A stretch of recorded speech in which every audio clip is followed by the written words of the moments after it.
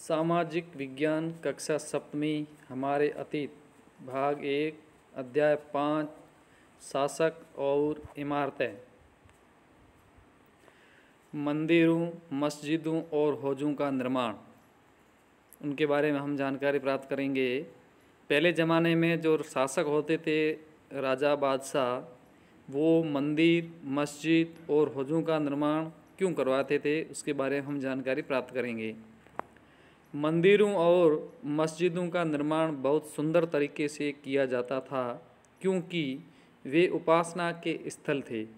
एक तो उपासना के स्थल होने के कारण कराते थे। वे अपने संरक्षक की शक्ति, धन, वैभव तथा भक्ति भाव का भी प्रदर्शन करते थे। दूसरा नंबर, जो मंदिर, मस्जिद, हौज बनाते थे तो आने वाली पीढ़ी देखती थी कौन सा राजा कितना धनवान था, कितनी उसमें शक्ति, वैभव था, वो भी इसके लिए भी वो बनाया करते थे। उदाहरण के लिए राज राजेश्वर मंदिर को लिया जा सकता है। एक अभिलेख से इस बात का संकेत मिलता है कि इस मंदिर का निर्माण राजा राजदेव ने अपने देवता राज राजेश्वरम की उपासना हेतु किया था।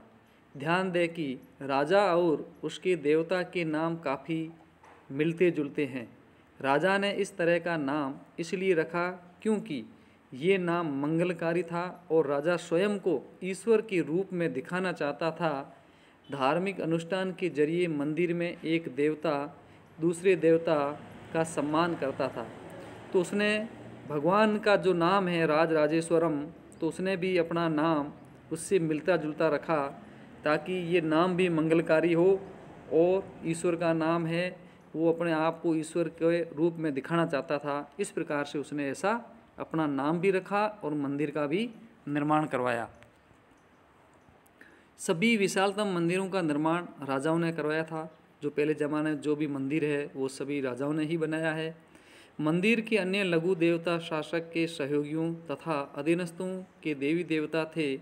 ये मंदिर शासक और उसके सहयोगियों द्वारा शासित विश्व का एक लघु रूप ही था। जिस तरह से वे राजकीय मंदिरों में इकट्ठे होकर अपने देवताओं की उपासना करते थे, उस समय एक प्रकार से एक राजकीय मंदिर भी होते थे जिसमें राजा लोग या उनका परिवार संबंधित होते थे, वही जा सकते थे और वहाँ पर देवी देवताओं की उपासना करते थे, पूजा पाठ करते थे। ऐसा प्रतीत होता था मानो उन्होंने देवताओं के न्यायप्रिय शासन को पृथ्वी पर ला दिया हो। मुसलमान सुल्तान तथा बादशाह स्वयं को भगवान के अवतार होने का दावा तो नहीं करते थे, किंतु फारसी दरबारी इतिहासों में सुल्तान का वर्णन अल्लाह की परछाई के रूप में हुआ है। जो बादशाह होते थे मुसलमान लोग, जो वे लोग अपने आप को भगवान तो नहीं मानते थे, मगर उनकी एक प्रकार से परछाई मानते थे। उन्होंने हमको भेजा है, हम अल्लाह की परछाई है।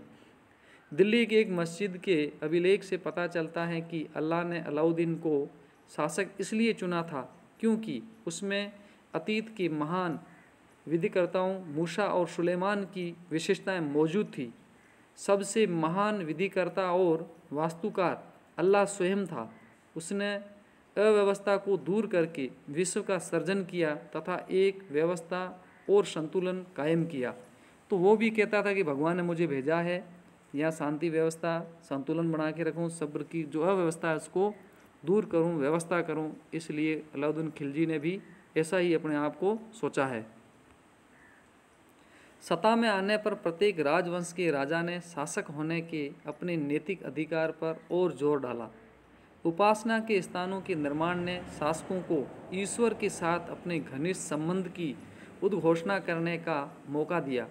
ऐसी उद्घोषणाएं तेजी से बदलती राजनीति के संदर्भ में महत्व ग्रहण कर लेती थी। शासकों ने विद्वान तथा धर्मनिष्ठ व्यक्तियों को भी आश्रय प्रदान किया और अपनी राजधानियों तथा नगरों को महत्वपूर्ण सांस्कृतिक केंद्रों के रूप में परिवर्तित करने का प्रयास किया है। तो उस समय राजा लोग जो विद्वान धर्मनिष्ठ ऐसे व्यक्ति होते थे, तो उनको वो अपने राज्य में आश्रय देते थे रहने के लिए, और उनकी जो राजधानियाँ, जो नगर होते थे, उनको एक सांस्कृतिक केंद्र का रूप देने के लिए भी ऐसा प्रयास वो किया करते थे। इन सब से उनके शासन तथा राज्य को ख्याति मिली, और ऐसा करने से आने वाली पीढ़ियां और उसी समय भी राजा को लोग याद करते थे। इसीलिए वो अपने विख्यात होने के लिए, ऐसा ख्याति प्राप्त करने के लिए ऐसा किया करते थे। व्यापक समझ ये थी कि न्यायप्रिय राजा का राज ऐसा होगा जहाँ खुशहाली होगी और जहाँ पर्याप्त वर्षा होगी।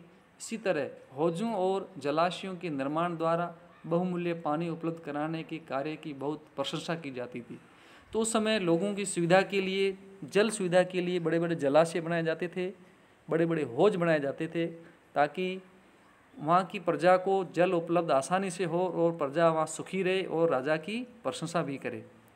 सुल्तान इल्तुतमिश ने दिल्ली एक कुआं के एकदम निकट एक विशाल तालाब का निर्माण करके व्यापक सम्मान प्राप्त किया था।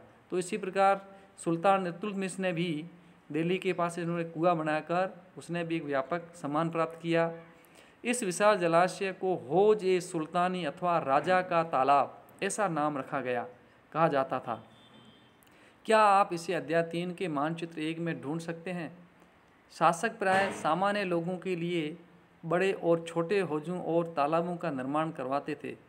कभी कभी वे किसी मंदिर, मस्जिद, जिस चित्र 7 पॉइंट में जामी मस्जिद के छोटे हौज पर ध्यान दें, अथवा गुरुद्वारे जो सिखों के एकत्रित होने और उपासना का स्थान चित्र 8 का हिस्सा होते हैं।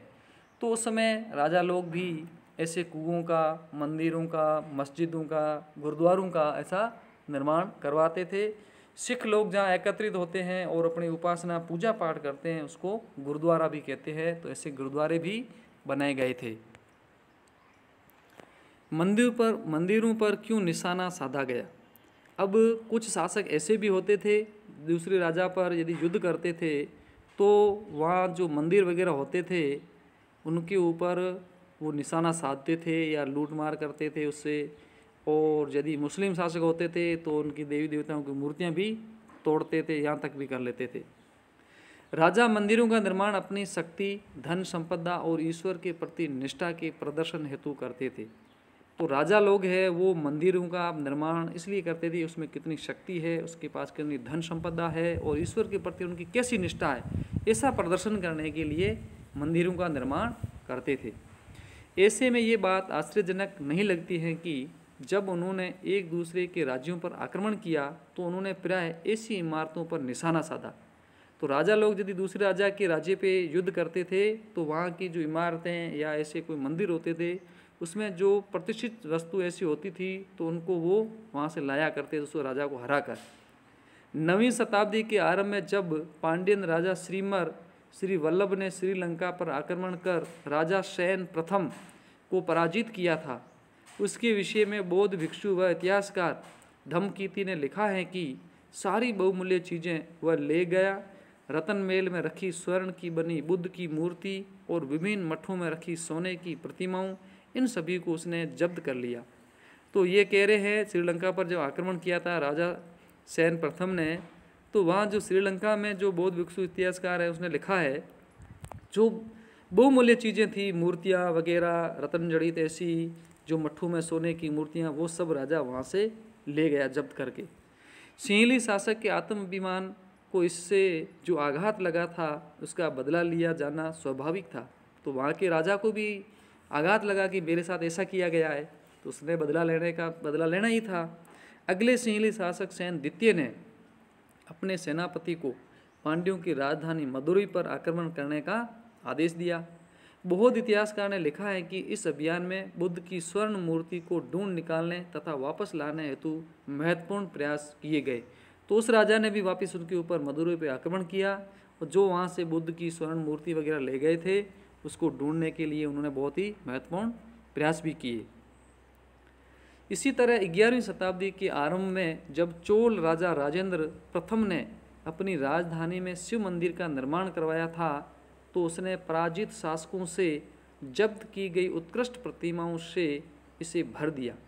अब जो 11वीं शताब्दी में जो चोल राजा राजेंद्र था उसने अन्य राजाओं को हराकर वहाँ मंदिरों से जो भी मूर्तियाँ वगैरह ऐसे ले आए थे उसने अपनी राजधानी में एक शिव मंदिर का निर्माण करवाया और उस मंदिर में उन उत्कृष्ट जो प्रतिमाएँ थी, मूर्तियाँ थी, इससे उसको पूरा भर दिया।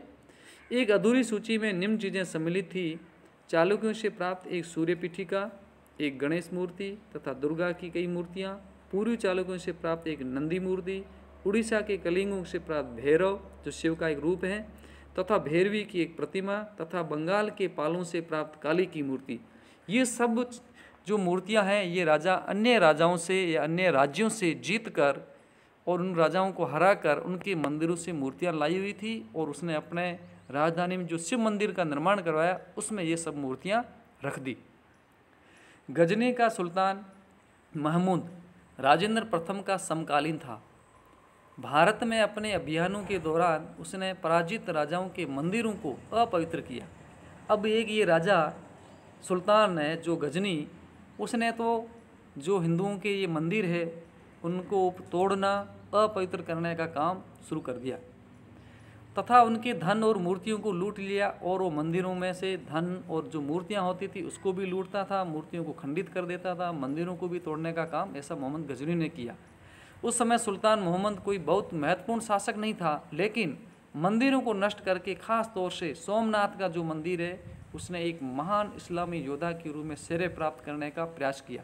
उसने जो उस समय का माना जाना सोमनाथ का मंदिर था उसको उसने लूटा तोड़ा, क्योंकि उसको एक इस्लामी योद्धा होने का श्रेय प्राप्त करना था, इसलिए उसने ऐसा किया। मध्ययुगीन राजनीतिक संस्कृति में ज़्यादातर शासक अपने राजनीतिक बल व सैनिक सफलता का प्रदर्शन पराजित शासकों के उपासना स्थलों पर आक्रमण करके और उन्हें लूट कर करते थे। तो ये राजनीतिक संस्कृति में ज़्यादातर लोग राजा लोग होते थे, वो अपनी सैनिक सफलता दिखाने के लिए उन राजाओं को पराजित करते थे, उनके उपासना स्थल जो पूजा पाठ के जो स्थान हैं उनके ऊपर आक्रमण करते थे और लूट करते थे। ऐसा उन्होंने शुरू कर दिया। महत्वपूर्ण प्रश्न, राज राजेश्वर मंदिर का निर्माण किसने करवाया था? प्रश्न क्रमांक 2, राजा लोग मंदिरों, मस्जिदों और हौजों का निर्माण क्यों करवाते थे? प्रश्न क्रमांक 3, सिखों के एकत्रित होने और उपासना के स्थान को क्या कहते हैं? प्रश्न क्रमांक 4, सोमनाथ का मंदिर किसने व क्यों नष्ट किया?